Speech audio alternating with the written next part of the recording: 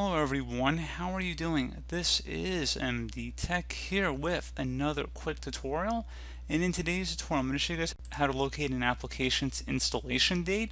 So this should be a pretty straightforward tutorial, guys, and without further ado, let's go ahead and jump right into it.